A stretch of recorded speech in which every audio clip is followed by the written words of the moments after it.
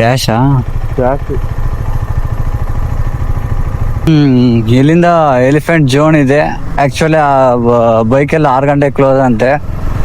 So ಏನೋ ಧೈರ್ಯ ಮಾಡಿಬಿಟ್ಟವ್ರೆ ನಮ್ಮನ್ನ. ನೋಡ್ಬೇಕು, ಯಾವ್ದಾದ್ರು ಪ್ರಾಣಿ ಕಾಣಿಸಿದ್ರೆ ಚೆನ್ನಾಗಿರುತ್ತೆ. ಪ್ರಾಣಿಗಳೆಲ್ಲ ಹೋಯ್ತು, ಆನ್ ಮಾಡೋ ಮುಂಚೆನೆ ಹೋಗ್ಬಿಡ್ತಾ ಇಲ್ಲ, ಜಂಪ್ ಮಾಡಿಕೊಂಡು. ಬಾಹುಬಲಿ ಇರುತ್ತಲ್ಲ, ಒಂದು ರಾಣ ಒಂದು ತಲೆ ಕೊಡ್ದು ಮಲಗ್ಸನಲ್ಲ, ಇದು ಕಾಡಸು ಅಂತಾರಂತೆ, ಏನೋ ಗೊತ್ತಿಲ್ಲ ಅದ ಹೆಸರಿಂದ ನನಗೂ ಕರೆಕ್ಟಾಗಿ. ಅದೊಂದು 3 ಆಯ್ತು ಇವಾಗ. ನನಗಂತೂ 3 ಗಂಟೆಗೆ ಎದ್ದಿರೋದಕ್ಕೆ ಪ್ಯಾಕ್ ಮಾಡಿರೋದು 1 ಗಂಟೆ ಆಯಿತು.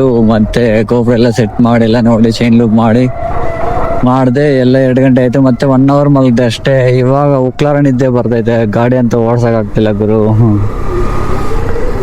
ಫುಲ್ ನಿದ್ದೆ ಬರ್ತಾನೇ ಐತೆ, ಏನು ಮಾಡೋದು ಅರ್ಥನೇ ಆಗ್ತಿಲ್ಲ. ಇನ್ನು ನನ್ನ ಫ್ರೆಂಡ್ಸ್ ಬೇರೆ ಬಂದಿಲ್ಲ. ಅಣ್ಣ 10 rupees ಅಣ್ಣ, ಓನ್ಲಿ ಕ್ಯಾಶ್ ಅಣ್ಣ. ಓನ್ಲಿ ಕ್ಯಾಶಾ?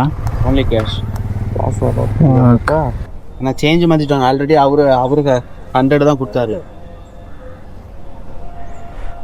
நீங்களும் 100, அவருக்கு 100. எங்கே சேஞ்ச் இருக்குன்னு பாருங்க.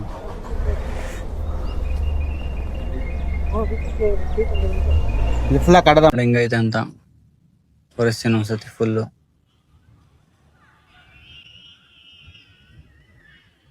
ದೇವ್ರನ್ನ ನೋಡಿ ಗೂಸ್ ಬೌನ್ಸ್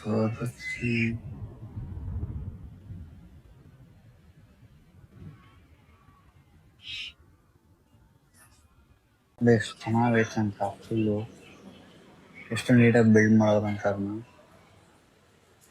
ಇದು ಒಡಿಶಾ ಕಾಶಿಯಿಂದ ನೋಡ್ಕೊಂಡು ಹಿಂದೆ ಬಂದರೆ ಇರುತ್ತೆ. ಇದು ಒಳಗಡೆ ಏನೈತೆ ಅಂತ ಏನು ನನಗೂ ಗೊತ್ತಿಲ್ಲ ಅಂತ ಯಾರಾದ್ರೂ ಹೇಳಿದ್ರೆ ಕಮೆಂಟ್ ಮಾಡಿ ಅಂತ.